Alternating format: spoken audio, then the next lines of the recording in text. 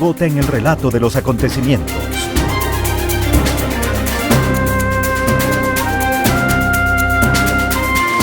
Lo profundizamos en una entrevista en vivo. Y a esta hora nos acompaña ya César Ricaurte, él es director de Fundamedios. César, muy buenos días, gracias por acompañarnos en esta mañana. Pues nos gustaría inicialmente tener los criterios suyos sobre lo acontecido en la Asamblea Nacional respecto de la ley o de las reformas a la Ley Orgánica de Comunicación. Bienvenido, muy buenos días. Buenos días, Rosana, un gusto acompañarlos en esta mañana. Y bueno, la valoración en general, en una primera vistazo de este proceso que ha sido tan complejo, ¿no? Porque ha durado prácticamente un año la discusión de estas reformas. Yo diría que salimos con una mejor ley de la que teníamos hasta hace pocos días. Una ley que, por ejemplo, incluye un mecanismo para la protección de periodistas. Y yo creo que el gran reto es justamente la implementación de esta ley.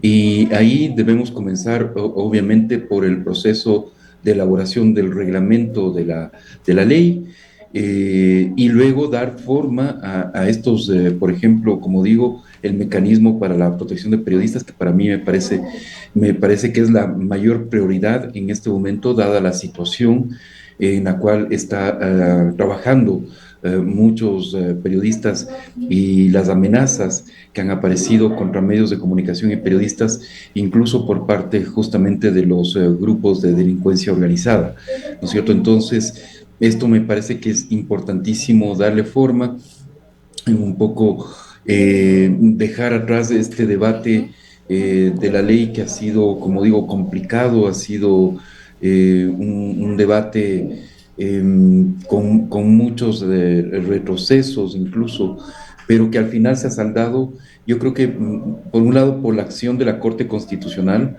¿no es cierto?, que realmente blindó algunos aspectos importantísimos de la defensa, promoción y de la garantía del derecho a la libertad de expresión.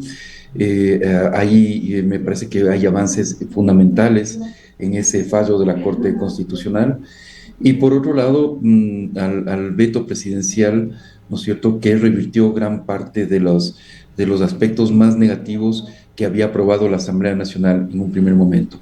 Ahora bien, dicho esto, Rosana, es claro que los enemigos de la libertad de expresión siguen vigentes, siguen teniendo mucho poder al interior de la Asamblea Nacional y que han intentado revertir la situación del periodismo y de los medios de comunicación a la ley de comunicación del 2013, esa ley que sancionaba a los medios, que había impuesto un régimen de censura previa, y que realmente en este 2022 se intentó por todos los medios volver a ese estado Recordamos que se de aprobó el control informe de estatal de medios. minoría.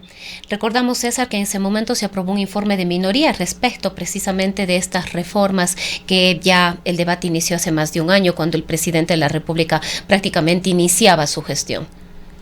Así es, exactamente. El presidente de la República había enviado una nueva ley de libertad de expresión que debía reemplazar a la ley de comunicación. Finalmente, lo que terminó pasando, como bien señala usted, Rosana, es que la Asamblea Nacional aprobó unas reformas a la ley de comunicación bajo la figura del informe de minoría, y que esas reformas eran bastante regresivas. Volvíamos a un régimen de sanciones, regresábamos a una intervención estatal muy fuerte en los contenidos y en la administración misma de los medios de comunicación del país, a una falta de garantías para el trabajo periodístico. Más bien se castigaba el ejercicio de la opinión, por ejemplo. Y todo esto era realmente bastante regresivo, ¿no? Bastante preocupante. Al final, gran parte de estas reformas que había aprobado la Asamblea Nacional se revierten por el fallo de la Corte Constitucional.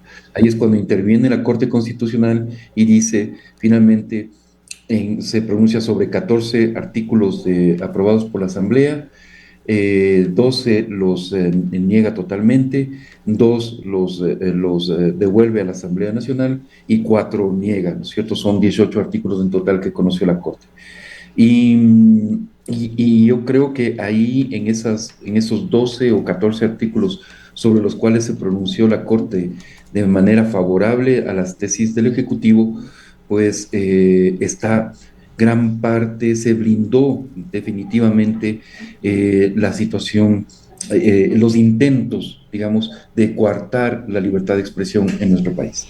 Ahora, César, yendo al tema puntual que usted ya también hizo referencia a esta necesidad de proteger a los periodistas. Recordamos quizás el caso más dramático, los compañeros de diario El Comercio, lo acontecido en la frontera norte, pero hemos visto a propósito de esta ola de terror que está viviendo el país, de estas amenazas a medios de comunicación con atentados a los periodistas, pero vemos también agresiones a la prensa, a los periodistas, a los y las periodistas por parte de la fuerza pública, también dentro, al interno de los propios medios de comunicación. ¿Cómo hacer efectiva esta protección? ¿Cuál es la propuesta? ¿Hacia dónde debe apuntar?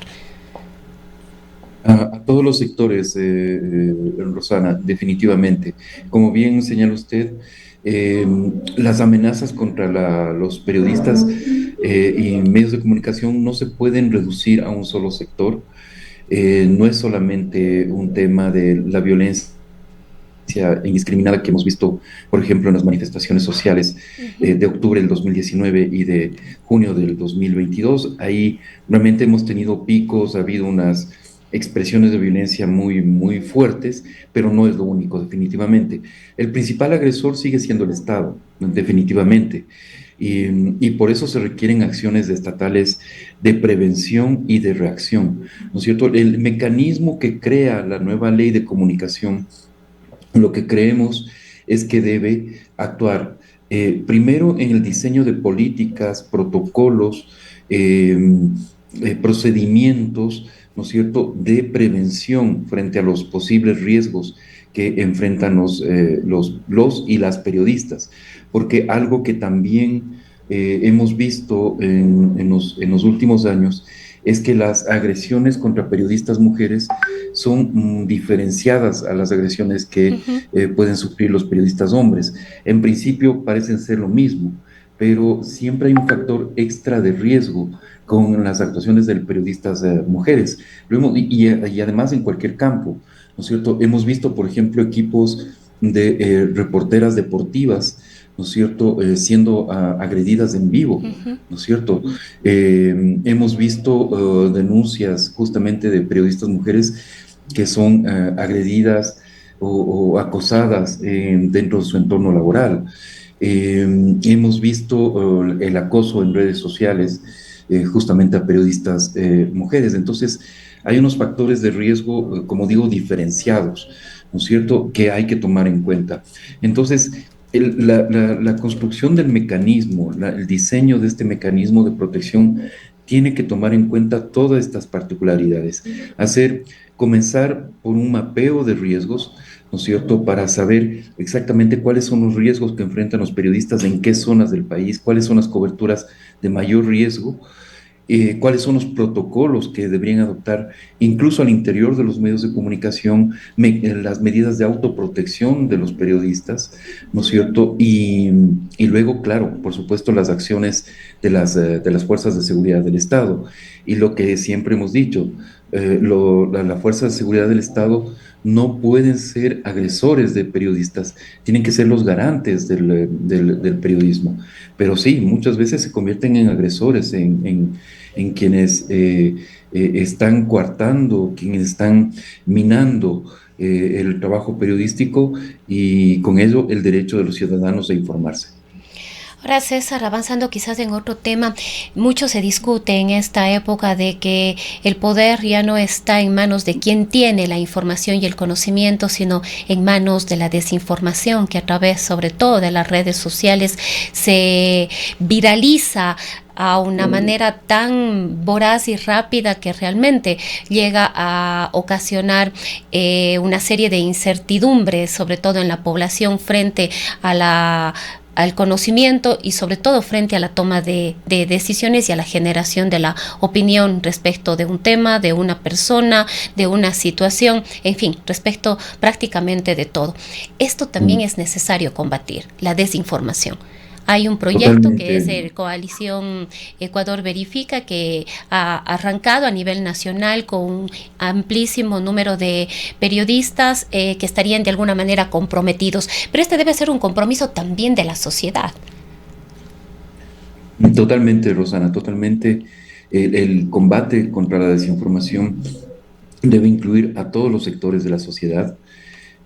Por eso es que uno de los objetivos también de la coalición Ecuador Verifica es, por un lado, impulsar el trabajo periodístico alrededor de lo que se conoce como el fact-checking, ¿no es cierto? Es decir, la verificación de estos contenidos engañosos que circulan en redes sociales, ¿no es cierto? Tratar de contrarrestarlos, tratar de que sean de alguna forma verificados, pero también el objetivo de la coalición es avanzar en procesos de alfabetización mediática, es decir, en esos procesos de educación de la población, de cómo los nuevos ciudadanos digitales, ¿no es cierto?, que somos todos, gran parte de nuestras vidas, Rosana, hay que reconocerlo, pasa ya en el entorno digital, pasa en el entorno analógico, digamos, en el entorno real, pero también gran parte de nuestras vidas está en el entorno digital. Entonces, hay que manejar este concepto de la ciudadanía digital, es decir, de personas que somos conscientes de nuestros derechos y nuestras responsabilidades en el espacio digital. Y una de nuestras responsabilidades es no convertirnos en agentes de desinformación, en que si dudamos, en primer lugar, en dudar de las informaciones, hacer procesos rápidos si es que me llega cierta información de fuentes que desconozco, que las fuentes no están claras, que hay evidentes errores en las fechas, etcétera, etcétera, hay que ponerlo en duda y no compartir, no convertirse en reproductores de esa desinformación. Bueno, César, realmente el tiempo no nos da para más. Queremos despedirnos, agradecerle por supuesto su participación en esta mañana, el haber compartido estos importantes criterios. Ha sido César Ricaurte, director de Fundamedios. César. Rosana, un enorme saludo para usted y para toda la audiencia. Un abrazo. Hasta luego. Son las 8 de la mañana con 35 minutos.